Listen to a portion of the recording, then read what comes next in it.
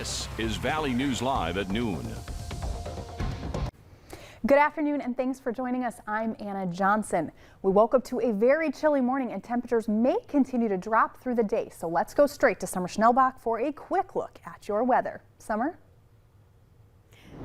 Thank you so much, Anna. Yeah, it's definitely another frigid one out there after some weekend snow. Skies are clear, and with the fresh snow on the ground, that's been allowing our temperatures to fall. We're at 4 below zero in Fargo, 7 below in Grand Forks, 3 below in Bemidji, 4 below in Devil's Lake as well. We're at 0 in Jamestown and in Fergus Falls as well, but we're all seeing sunny skies. Notice the wind, not too gusty in most places, although we do have a gust to 24 miles per hour in Fergus Falls, but a little bit of wind has been creating some ice crystals aloft, so up in our atmosphere, and that's been creating sundogs today. Here's one from Corwin Auto. Thank you to Hadley for sending that one in. And it's also been creating light pillars. This was an amazing shot sent in of the light pillars in Crookston, Minnesota. Thank you so much to Jess. And I have an explainer of how those light pillars happen. Just download the Valley News Live weather app. We're under a wind chill advisory until 9 o'clock tonight for these bitter cold temperatures. And by tomorrow, or by 9 o'clock tonight rather, through the day tomorrow, a wind chill warning will take its place. So Anna, coming up, I'll look at your hour-by-hour forecast and how low we go and when we might see a warm-up. How low we're gonna go. Yeah. Thanks so much, Summer. New at noon, we're now learning about an 8-vehicle crash that took place on Friday. It happened on Highway 57 just south of Devil's Lake. Highway Patrol says a Ford Explorer spun out on a bridge that was over Devil's Lake and stalled. Someone driving a Chevy Silverado stopped to help, and that's when officials say another driver hit the back of the Silverado and started a chain reaction.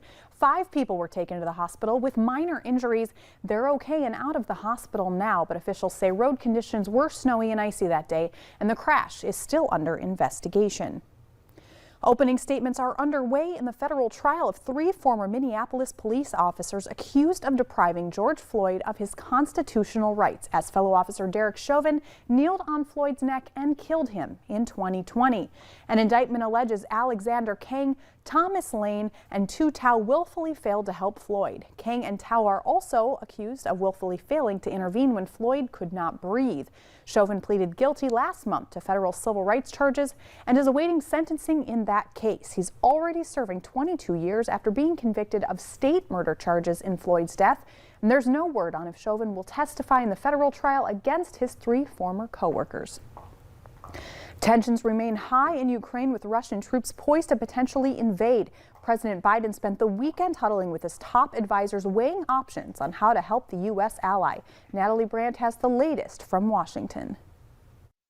With more than 100,000 Russian troops amassed near the Ukrainian border, CBS News has learned that the Biden administration is considering whether to send several thousand U.S. troops and equipment to reinforce the eastern flank of NATO. But first, NATO nations would have to request the assistance. In Kyiv, the State Department has ordered the families of American diplomats to leave the country. They've advised private U.S. citizens to do the same, along with non-essential American embassy personnel. Here on Capitol Hill, there's bipartisan support for Ukraine, but some lawmakers are pushing for more immediate action and sanctions to deter Russia from escalating further. The noose is tightening around Ukraine. President Zelensky, as you mentioned, said he wants the sanctions now. We can always remove the sanctions if it deters Putin's bad behavior.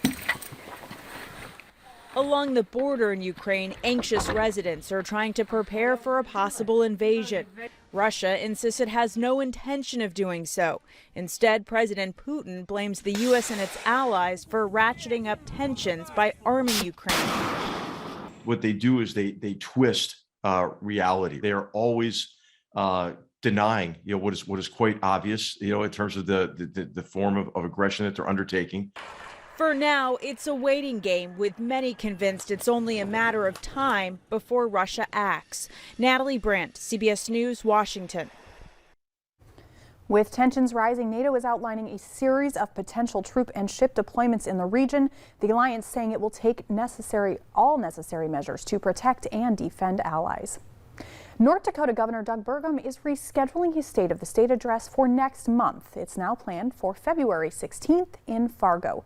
Burgum was supposed to deliver it last Wednesday, but he postponed it because of laryngitis. An NDSU search committee is bringing in 5 finalists for the president's job starting today. They'll interview until February 3rd. Here's a list of the finalists, and one of them is Mary Holz-Claus from the University of Minnesota at Morris and Crookston. Candidates will meet with students, faculty, staff, alumni, friends, and campus and community leaders. The search committee will then recommend an unranked slate of finalists to the State Board of Higher Education, which will conduct final interviews at NDSU on February 23rd. The new NDSU president is expected to assume office in June.